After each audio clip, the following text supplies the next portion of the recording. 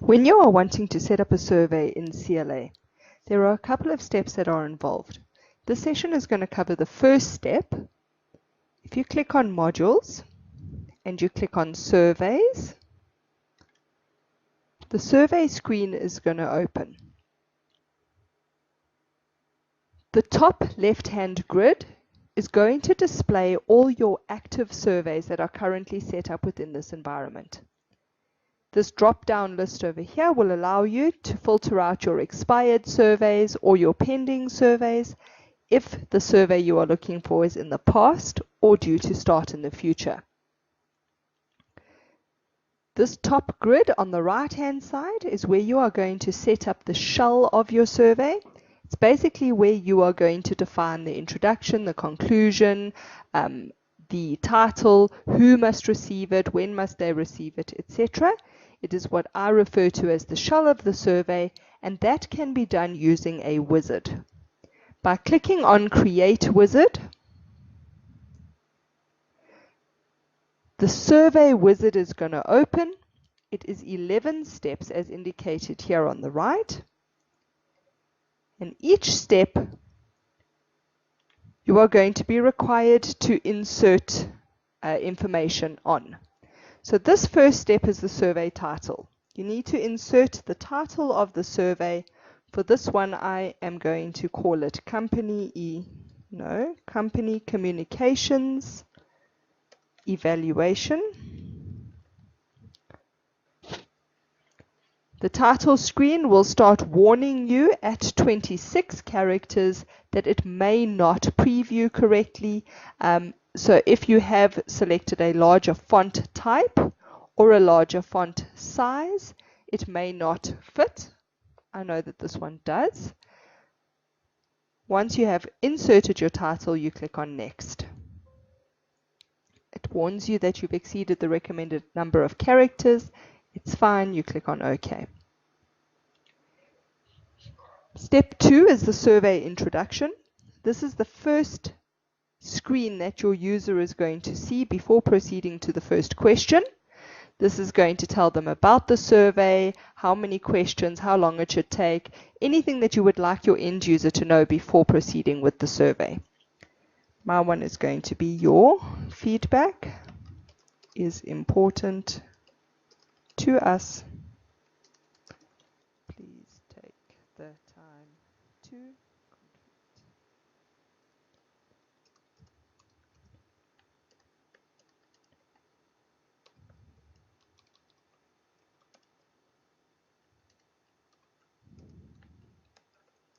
Your introduction message can be as long as you need it to be. If it does not fit into the space provided, a scroll bar does get added to the introduction message, so you are not limited to the length in this message. Click on Next. It takes you to step 3.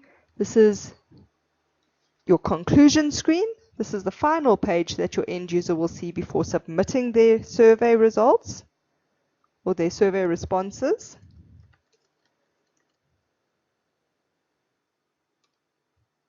Okay, we're just going to put thank you for your feedback, but you could put anything in this message. Step number 4 is your date and time range. Keep your date range and your time range, especially for a survey, keep it as wide as possible. In case people are on leave, in case they're off sick, they would have an opportunity to participate in the survey, particularly if the responses are important from everybody, like a staff satisfaction survey or something like that. Okay, my time range, I'm going to run it from 6 a.m. to 6 p.m. and I click on Next. Step number 5 is where you define your response urgency. You have 3 options. These options here are defining the flexibility that the end user is allowed when the survey arrives. If you select critical, as explained in this little box alongside, this is the option you would select if you want the survey to be mandatory. In other words, survey arrives, the end user has no option but to complete the survey at that point in time. You are allowed snooze only, which will give your end user the opportunity to snooze the survey. It will come back later for them to complete it. Okay. You are also allowed a snooze and opt out. This option is going to give the end user the choice on whether or not they would like to participate in your survey. Not all surveys need to be completed by everybody. For instance, if you were running a survey to gather feedback on the food in the canteen, if I don't order food from the canteen, I may not want to participate in that survey. It would not be a compulsory survey in my environment. We're going to select Allow Snooze Only. The autocritical options allow you to specify the point in time or the number of snoozes where the survey would become critical. So if I wanted to allow my end user to snooze 4 times, I would select autocritical after snoozes and I would set that to be 4. The at date time allows you to pinpoint a specific day and time that the survey would become critical. In other words, I may allow users to snooze it as much as they want to up until 2 days before my deadline for submitting the report. I'm not going to select that option. I'm just going to click on Next. Step number 6 is the add-on features in a survey. Here, by hovering over each option, it gives you an explanation of what that option does at the bottom of your screen. The default values is what most surveys would need to adhere to. However, you are able to switch these add-on features on and off. For instance, if you wanted to randomize the order of questions, you would tick that button, which would basically result in all users receiving the same questions, but in a different order. The other one that is often switched off is this Show Correct Answer. From a training perspective, it's best to leave it on because you are reinforcing the correct answer if a user gets it incorrect.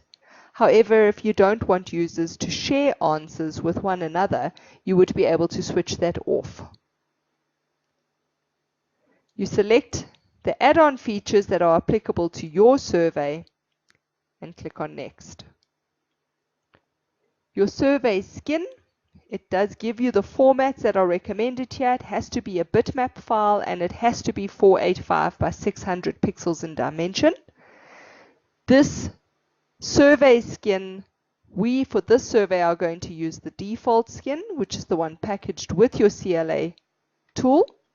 By clicking on Preview, our default skin you'll see looks like this.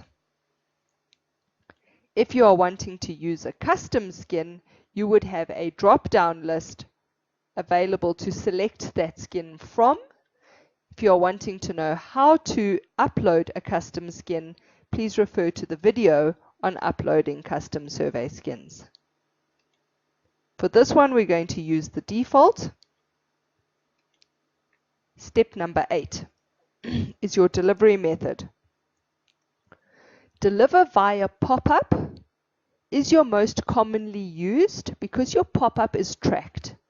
So a pop-up will arrive telling your end user, click here to complete your survey. The pop-up will launch the survey. Why this is the most popular is because the two modules are aware of each other. Your pop-up knows when your survey has not been completed, and it will keep reminding the end user until they do complete their survey. Deliver via screensaver. The survey launches when the user interrupts their screensaver.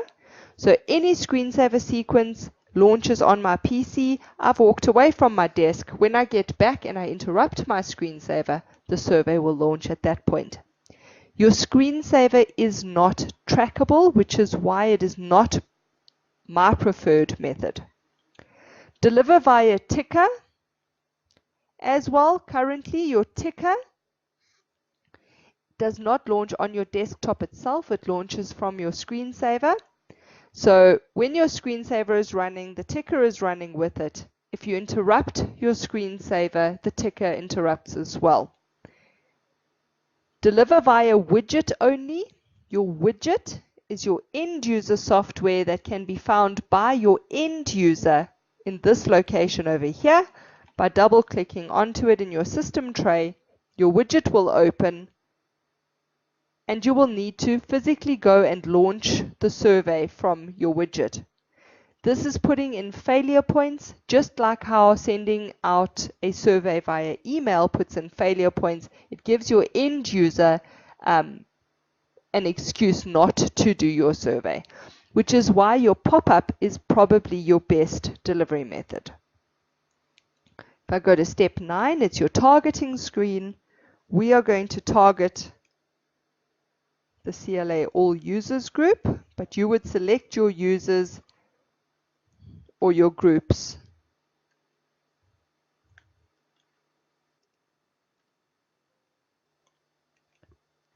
Add them. Your targeting screen does work the same in each CLA module. So if you are wanting more information on the targeting screen and how it works, please refer to the video on Targeting Explained. Once your targeting is finalized, you click on Next. You will be given your potential exposure summary or your Who is Targeted report. It will give you a list of the users that are targeted and their statuses on CLA. You are able to export this report to Excel from here if you wish to. Your final step is going to give you a preview. This is a fictitious answer that is built into the admin tool, but in this preview you can see that the title of the survey, although it exceeds 26 characters, does work in the survey. It will go to your final screen. If you are happy and wanting to proceed to adding the questions now, you would just click on Finish. If you are wanting to adjust any of the steps, you would click on any of the steps that have been populated across the top of the page. If you're happy, you click on Finish. Again, it's warning you about the number of characters in the title, which we can see here fits. We click on OK. And at this point, it's going to add the shell of your survey into the grid on the left-hand side. If the survey were starting in the future, you would need to go into your pending surveys to see it in the grid on the left-hand side. If any of these steps need to be adjusted, you would click onto the survey title. Your Create wizard becomes Modify wizard. You would go into the wizard and you would adjust whichever step it is that you need to adjust. Once you click on OK, it applies those changes. And that is now what is called the shell of your survey. That needs to exist before you can start adding questions to a survey.